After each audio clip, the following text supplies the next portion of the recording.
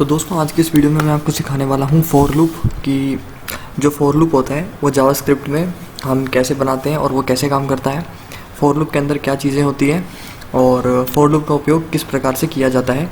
क्योंकि मैं अपने प्रीवियस वीडियो के अंदर आपको एरे के बारे में ऑलरेडी आई थिंक एक्सप्लेन मैं कर चुका हूँ अच्छे से, तो मुझे लगता है कि मैं इस वीडियो में फॉर लूप को एरे के साथ यूज़ करके आपको एक अच्छा एग्जांपल दे पाऊंगा जिससे कि आप समझ पाएंगे कि फॉर लूप का यूज़ क्या होता है। वो सबसे एंड में करने वाले हैं हम, पर सबसे पहले हम इसे देखेंगे कि एक फॉर लूप का हम यूज़ क्यों करते हैं और एक फॉर लूप को बनाने में हम किन किन चीज़ों का यूज़ करते हैं। देखिए सबसे पहले तो हम क्या करेंगे, यहाँ पर फॉर लिखेंगे, ठीक है। एंड इसका जो एक स्ट्रक्चर होता है वो कैसा होता है, पहले आपको फॉर लिखना है, then parenthesis and then curly braces. Parenthesis के अंदर आप बताते हो सबसे पहला पार्ट जो होता है वो रहता है आपका वेरिएबल डिक्लेरेशन का या फिर वेरिएबल का आप जैसे कि आप कि क्या उसका वैल्यू रहेगा ये बताने का, ठीक है। तो वेरिएबल को डिक्लेयर करना होता है सबसे पहले तो लेट आई इक्वल्स 0। ज़रूरी नहीं है आप वेरिएबल का नाम आई ही रखो या फिर वेरिएबल का वैल्यू 0 ही रखो, वैल्यू कुछ भी हो सकता है। स्टार्टिंग बाय डिफ़ॉल्ट हम हर चीज़ का 0 से करते हैं बिकॉज एरे में भी जो इंडेक्स स्टार्ट होता है वो हमारा 0 से होता है एंड जितनी भी चीज़ें होती है वो हम 0 से ही मान के चलते हैं कि 0 से स्टार्टिंग है उसकी, ऐसा मान के चलते हैं। दैट्स वाई हमेशा डिफ़ॉल्ट वैल्यू ज़्यादातर 0 रहता है। बट आपके प्रोजेक्ट पर डिपेंड करता है आप इसे कहाँ से स्टार्ट कराना चाहते हो, वैल्यू को डिफ़ॉल्ट वैल्यू क्या देना चाहते हो, तो 0 की जगह आप कोई और वैल्यू भी दे सकते हो। इसके बाद वेरिएबल पे आते हैं तो लेट आई नहीं, आई की जगह आप कुछ भी लिख सकते हैं, कुछ भी एनीथिंग, ठीक है। बट आपको वेरिएबल का नाम देना होता है, ठीक है। मतलब इस चीज़ से होता है। बट आई जे क्या है कि एक थोड़ा सा ट्रेंड सा चल रहा है, ये आई जे लिखते आ रहे हैं सभी डेवलपर्स, तो आई जे ही लिखने में अच्छा लगता है और बड़ा सिंपल सा भी है, ठीक है। तो लेट आई इक्वल्स 0 और उसके बाद दूसरा पार्ट होता है हमारा ये बताना कि वेरिएबल हमारा जो है किससे ग्रेटर देन रहेगा, किससे या तो लेस देन रहेगा या फिर किससे ग्रेटर देन और इक्वल टू रहेगा या फिर किससे उस वेरिएबल का वैल्यू लेस देन और इक्वल टू रहेगा। अभी जो मैंने सिंपल यूज़ करा है ये लेस देन का होता है। देखो वेरिएबल के साथ अगर इसकी जो आप लाइक ये जो चोंच सी आप देख रहे हो, हाँ इसे वैसे हम कहते हैं मैथमेटिक्स में तो इसे हम लेस देन का सिंबल कहते हैं, बट प्रोग्रामिंग में हम इन्हें एंगुलर ब्रैकेट्स बोलते हैं, ठीक है। सही से प्रोनाउंस करना वर्ड को, एंगुलर ब्रैकेट्स, ठीक है। तो ये लेस देन का हमारा एंगुलर ब्रैकेट होता है और जो ग्रेटर देन का होता है वो ये वाला होता है, ठीक है। तो ये लेस देन का हो गया, ये लेस देन और इक्वल टू हो गया, ये ग्रेटर देन हो गया और ये ग्रेटर देन और इक्वल टू हो गया, ठीक है। ये चार होते हैं, इनका यूज़ करते हैं हम हमेशा फॉर लूप में। और अभी क्या करना है कि बहुत ही सिंपल सा फॉर लूप मैंने बनाया है। इसके अंदर क्या है, मैंने पहला डिफ़ॉल्ट वैल्यू दे दिया वेरिएबल। सबसे पहले तो मैंने क्या करा, वेरिएबल बता दिया कि लेट आई नाम से एक वेरिएबल बनाओ और फिर उसका डिफ़ॉल्ट वैल्यू 0 रखो और फिर आई लेस देन 10, यानी कि आई जो है मैंने बताया है कि 10 से छोटा है, ठीक है। डिफ़ॉल्ट वैल्यू क्या है 10 और 10 से छोटा है, तो मतलब कि आई क्या है, आई 0 टू लेकर 9 तक है हमारा, ठीक है। 0 टू 9 तक है बिकॉज आई क्या है लेस देन 10 है बट 10 के इक्वल नहीं है, दैट्स वाई वो 9 तक है। अगर मैं इस लेस देन के आगे इक्वल टू लगा दूं तो ये क्या होगा, आई 10 से छोटा भी होगा और 10 के बराबर भी होगा। आई होप आप ये चीज़ अच्छे से समझ गए होंगे। एक बार आप खुद से इस ऑपरेटर को यूज़ करके देखिएगा, चारों ऑपरेटर्स को, लेस देन को, ग्रेटर देन को, लेस देन इक्वल टू को और ग्रेटर देन इक्वल टू को, ठीक है।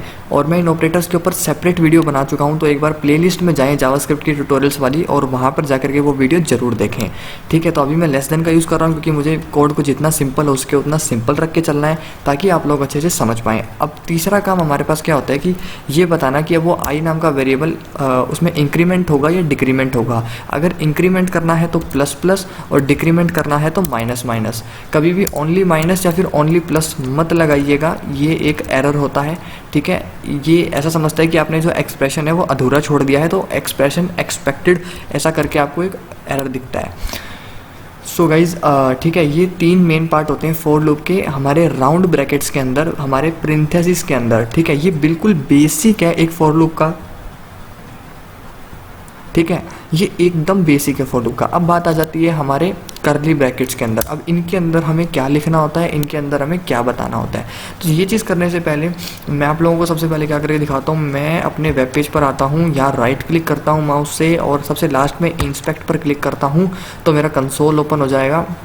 और मैं कंसोल पे क्लिक करता हूँ तभी आप देख सकते हो यहाँ पर सब कुछ ब्लैंक है, यहाँ पर कोई वैल्यू नहीं आ रही है। और वैल्यू नहीं आएगी, क्यों नहीं आएगी? क्योंकि अब तक हमने किसी वैल्यू को डिस्प्ले भी नहीं कराया है। तो सबसे पहले हम इस बेसिक से फॉर लूप को रन करेंगे, और रन करने के लिए मैं क्या लिखूँगा, मैं लिखूँगा console.log। और इसके अंदर आप जानते हैं console.log हम यूज़ करते हैं ताकि हम ये बता सकें कि हमने क्या प्रिंट करना है कंसोल में, इसलिए हम console.log का उपयोग करते हैं। और कंसोल के जितने भी मेथड्स होते हैं, चाहे वो log और इसके अलावा भी जितने भी हैं, मैं सारे एक्सप्लेन कर चुका हूँ अपने पिछले वीडियो में, तो आप मेरे ट्यूटोरियल्स को एक्सेस कर लीजिए, प्लेलिस्ट को बुकमार्क कर लीजिए। अब मैं इसके अंदर अगर आई लिख दूँगा तो ये एक जो लूप है हमारा चल पड़ेगा, 0 से लेकर 9 तक चलेगा। ठीक है, तो मैं अभी क्या करता हूँ, जैसे ही मैं कोड को सेव करूँगा तो हमें आप यहाँ कंसोल में देखना आपको वैल्यू दिखाई देगी। तो मैं इसको सेव करने वाला हूँ, कंट्रोल एस से मैंने इसको सेव किया, और देखिए जैसे ही मैंने सेव किया तो जैसे मैंने आपको बताया था 0 से लेकर के 9 तक हमें वैल्यूज़ दिख रही हैं, बिकॉज 0 हमारा स्टार्टिंग वैल्यू था, डिफ़ॉल्ट वैल्यू था, और लेस देन ये 10 था। क्योंकि 10 के बराबर नहीं था इसलिए हमें 9 तक मिली। यहाँ पर आप देख सकते हैं, अगर आपको ये 10 तक चाहिए तो आप यहाँ पर इक्वल टू का सिंबल लगा देंगे। और अब मैं इसे दोबारा जैसे ही इस कंट्रोल एस से सेव करूँगा तो आप देखिएगा कि यहाँ जो 9 है ये 10 तक आ जाएगी गिनती। जैसे ही मैंने सेव करा आप देखिए 10 तक आ गया है, बिकॉज अब ये 10 से छोटा भी है और 10 के बराबर भी है। दैट्स वाई हमें 0 to 10 तक हमें वैल्यूज़ मिली है। तो इन्हीं को आप बार बार वैल्यूज़ को चेंज करके अपने कोड को आप चला सकते हैं और देख सकते हैं। यहाँ पर आप इंक्रीमेंट कर सकते हैं और डिक्रीमेंट कर सकते हैं। अब मैं क्या करने वाला हूँ, इस फॉर लूप का आपको यूज़ करके दिखाऊंगा एक तरीके से, जिसमें कि हम देखेंगे एग्जांपल लेकर के। सबसे पहले मैं क्या करता हूँ कि यहाँ पर एक एरे बना लेता हूँ। तो वेरिएबल का नाम दे देता हूँ, कुछ भी दे देते हैं, लेट ARR। और आप जानते हैं कि एरे बनाने के लिए हमें स्क्वायर ब्रैकेट्स का यूज़ करना होता है, या फिर बिग ब्रैकेट्स जिन्हें हम बोलते हैं उनका इस्तेमाल करना होता है एक एरे बनाने के लिए। और एरे के अंदर अगर आप नंबर रख रहे हैं तो आपको कभी भी सिंगल कोट या डबल कोट नहीं देने होते हैं। लेकिन अगर आप कोई कैरेक्टर रख रहे हैं, कोई स्ट्रिंग वैल्यू दे रहे हैं, तो आपको हमेशा सिंगल कोट्स या डबल कोट्स का यूज़ करना होता है। तो मैं यहाँ क्या करता हूँ, या इस फॉर एग्जाम्पल मैं यहाँ पर कुछ कलर्स के नाम ले लेता हूँ। लाइक मैंने यहाँ पहला ले लिया है रेड, दूसरा मैं ले लेता हूँ ग्रीन, और तीसरा मैं लूँगा कलर का नाम हमारा ब्लू, और एक और ले लेते हैं, फोर्थ और ले लेते हैं। फोर्थ हम क्या लें, हम यहाँ पर ले लेते हैं ऑरेंज। ठीक है, तो हमने यहाँ पर क्या करा है, 4 हमने कलर्स के नाम एरे में ले लिए हैं। अब आप देखो कि हमारे पास ये एरे है। अगर मैं फ़िलहाल एक बार इसको हमारे फॉर लूप को कमेंट आउट कर देता हूँ, क्योंकि मैं आपको कुछ दिखाना चाहता हूँ। अभी मेरे पास ये एक एरे है। अब मैं अगर सिर्फ और सिर्फ इस एरे को console.log करूँगा तो आप मुझे बताना मुझे क्या मिलेगा। ठीक है, मैं अभी इसको जैसे सेव करूँगा आउटपुट आपको देखने को मिलेगा। तो देखो मैंने जैसे ही कंट्रोल एस से सेव करा तो मुझे पूरा का एरे के अंदर जितनी भी पूरी की पूरी वैल्यूज़ थी, ये सारी वैल्यूज़ मुझे एज इट इज़ यहाँ मिल गई हैं स्क्वायर ब्रैकेट्स के अंदर। और जैसे ही मैंने इन पर क्लिक करा तो मुझे इनके सामने इनका इंडेक्स नंबर दिख रहा है कि रेड जो है वो 0 नाम के इंडेक्स नंबर पर है, फिर ग्रीन 1 पर, ब्लू 2 पर, ऑरेंज 3 पर। क्योंकि आप जानते हैं कि एरे जो है हमारा वो 0 से स्टार्ट होता है उसका इंडेक्स नंबर, तो दैट्स वाई ये 0 है, ये 1, ये 2 एंड ये 3, और लेकिन टोटल ये 4 है, इसलिए हमें जो है लेंथ इसकी 4 दिखाई दे रही है।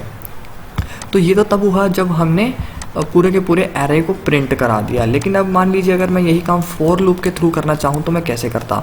तो इसके लिए मैं क्या करूँगा, अब इस फॉर लूप को मैं अनकमेंट करूँगा और अब मैं फॉर लूप के थ्रू आपको ये काम करके दिखाऊँगा।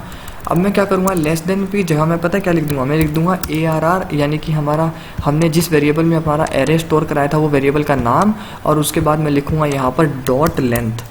तो डॉट लेंथ एक प्रकार का मेथड है दोस्तों, जिसके ज़रिए हम एरे की पूरी लेंथ प्राप्त कर सकते हैं। जो लेंथ आपको यहाँ शायद दिखाई दे रही होगी राउंड ब्रैकेट्स में, आपको जो 4 दिखाई दे रहा है, या फिर जो लेंथ के आगे आपको 4 दिखाई दे रहा है, ये है इसकी लेंथ, यानी कि इसकी लेंथ जो है वो 4 है। लेकिन हमें मान लीजिए नहीं पता एरे की लेंथ कितनी है, वो जानने के लिए हम यहाँ पर लेंथ नाम के इस मेथड का उपयोग करते हैं। और अब जैसे ही मान लीजिए मैं इस कोड को सेव करूँगा तो मुझे वहाँ पर एरे की लेंथ दिख जाएगी। ये देखिए, तो मुझे एरे की लेंथ यहाँ पर मिल रही है 0। मैं आपको दिखाता हूँ, एक मिनट, कोड को दोबारा से हम क्या करते हैं, सेव करते हैं। ये देखिए, तो 0 1 2 3, ठीक है। तो ये हमें क्या दे रहा है, एरे का हमें इंडेक्स नंबर इसने यहाँ प्राप्त करवा दिया है। ठीक है, अब मान लो मुझे क्या करना है, ये अभी हमने console.log सिर्फ आई को किया था, दैट्स वाई हमें ये आई उतनी बार ही चलेगा जितनी बार जितनी भी एरे की लेंथ होगी। तो एरे की लेंथ हमारी 4 थी और शुरू हुई वो 0 1 2 3 से, दैट्स वाई हमें 0 1 2 3 मिला। लेकिन अगर मान लो मुझे एक एक करके पूरे एरे के एलिमेंट चाहिए तो मैं क्या करूँगा, मैं यहाँ पर लिखूँगा एरे ब्रिक ब्रैकेट्स के अंदर मैं आई डाल दूंगा और मैं जैसे ही इस कोड को सेव करूँगा तो देखिएगा इस बूम मुझे एक एक एरे का वैल्यू मिल गया है, ठीक है, रेड ग्रीन ब्लू ऑरेंज। और अब कमाल की बात यह है कि मुझे यहाँ पर पहले की तरह वो इंडेक्स नंबर वगैरह ये सब नहीं दिख रहा है, मुझे सिर्फ और सिर्फ इस एरे के अंदर जो प्रॉपर वैल्यू है, जो प्रॉपर स्ट्रिंग है, मुझे वो सारी मिल गई है बिना ये जांचे कि एरे की लेंथ कितनी है। मुझे पता भी नहीं लगाना पड़ा एरे की लेंथ कितनी है और फॉर लूप ने ये काम मेरे लिए चुटकियों में कर दिया। इसी प्रकार से अगर मान लो मैं एरे की इस लेंथ को बढ़ा देता हूँ तो क्या होता है मैं आपको दिखाता हूँ। जैसे कि अभी एरे की लेंथ इतनी है और मान लो मैं इसमें एक और कॉमा लगा करके इस प्रकार से अगर इसकी लेंथ को मैं इंक्रीज़ कर दूँ थोड़ा सा, मैं एक काम करता हूँ कि मैं इस कोड को जो है आप लोगों के लिए ज़रा इस प्रकार से इसको थोड़ा सा मैक्सिमाइज़ कर देता हूँ तो आप लोग थोड़ा आसानी से समझ पाएंगे। अब आप शायद इसे आसानी से देख पा रहे हो। तो देखिए दोस्तों, अब मैंने क्या करा है कि एरे की लेंथ पहले से ज़्यादा बढ़ा दी है। अभी आपको सिर्फ इसके अंदर 4 ही दिख रहे हैं, लेकिन मैंने इसके अंदर 4 और स्ट्रिंग वैल्यूज़ को ऐड कर दिया है, कॉपी पेस्ट कर दिया है। तो अब जैसे ही मैं इस कोड को सेव करूँगा तो यहाँ पर मुझे यही दोबारा रिपीट होकर टोटल 8 दिखने चाहिए। तो मैं चलो कोड को सेव करता हूँ, कंट्रोल ऐसे सेव किया और देखो मुझे वापस से दिखाई दे रहे हैं red green blue orange and then फिर से रेड ग्रीन ब्लू ऑरेंज। मैंने कहीं भी आप देख सकते हो पूरे कोड में एक बार भी ये नहीं बताया है कि एरे की लेंथ कितनी है, ना ही मैंने जानने की कोशिश करी है। अपने आप इस फॉर लूप ने 0 से शुरू हुआ क्योंकि एरे भी 0 से शुरू होता है, दैट्स वाई दोनों का इनिशियलाइजेशन 0 से था। और उसके बाद मुझे ये जानना था कि एरे की टोटल लेंथ कितनी है, तो उसके लिए मैंने एक मेथड का यूज़ किया कि I is less than ARR dot length. ARR हमारा वो वेरिएबल था जिसमें हमने एरे को स्टोर किया हुआ था। तो ARR यानी कि पूरे इस वेरिएबल का हमारा जो एरे है इसकी जो लेंथ थी वो कहाँ आ गई, हमारे ARR नाम के वेरिएबल में आ गई। इसलिए मैंने उसकी लेंथ निकाल ली ARR डॉट लेंथ लिख करके और फिर उसे प्लस प्लस कर दिया, यानी कि उसमें 1 by 1 का इंक्रीमेंट कर दिया, यानी कि ARR की लेंथ मुझे एक एक करके सारी दो। ये मैंने बेसिकली छोटे से कोड के थ्रू कहने की कोशिश करी है। तो इस प्रकार से हम फॉर लूप का उपयोग करते हैं दोस्तों, और फॉर लूप का यूज़ करके हम वैल्यूज़ को 1 by 1 हम गेट कर सकते हैं, उन्हें हम इजीली पा सकते हैं अपने कोड में, और फिर उन वैल्यूज़ के साथ हम कुछ भी कर सकते हैं, उन वैल्यूज़ के साथ हम खेल सकते हैं कैसे भी। ये डिपेंड करता है आपके स्किल्स के ऊपर, आपके प्रोजेक्ट के ऊपर, आप किस प्रकार के प्रोजेक्ट में काम कर रहे हैं और वहाँ पर आपको एरे या फिर किसी भी जगह से जहाँ से आपको इस प्रकार से वैल्यू मिल रही है उसके साथ आपको क्या काम करना है। सो आई होप गाइज आपको इस वीडियो में फॉर लूप अच्छे से समझ में आ गया होगा। मैंने अच्छे से एरे के साथ एरे भी आपका रिवाइज करवा दिया है और साथ ही साथ एरे का यूज़ करते हुए आपको फॉर लूप को भी अच्छे से एक्सप्लेन कर दिया है। यही फॉर लूप का बेसिक है गाइज, और इसी से आप फॉर लूप के अंदर आगे एडवांस में जाएंगे और बहुत कुछ आप फॉर लूप में कर सकते हैं। सो बेसिकली गाइज ये वीडियो में मैं आपको फॉर लूप एक्सप्लेन करना चाहता था अच्छे से बेसिक्स के साथ और एक एग्जांपल दे करके, और जिससे कि आपका एरे भी एक बार रिवाइज हो जाए। सो गाइज ये वीडियो अगर आपको अच्छा लगा हो, इस वीडियो से आपने कुछ सीखा हो, तो इस वीडियो को लाइक शेयर जरूर करिएगा। मेरे चैनल पर पहली बार आए हैं तो इसे सब्सक्राइब करिएगा, बेल आइकन को प्रेस करना मत भूलिएगा। तो दोस्तों मेरे प्लेलिस्ट को आप एक्सेस कर लीजिए, जावास्क्रिप्ट के ट्यूटोरियल्स का जो मेरा प्लेलिस्ट है उसे बुकमार्क कर लीजिए, ताकि आपको फ्यूचर में अगर मैं कोई वीडियो इसमें ऐड करूं तो आपको रिसीव होते रहें टाइम पर। तो मैं मिलता हूं एक नेक्स्ट वीडियो में, तब तक के लिए गुड बाय।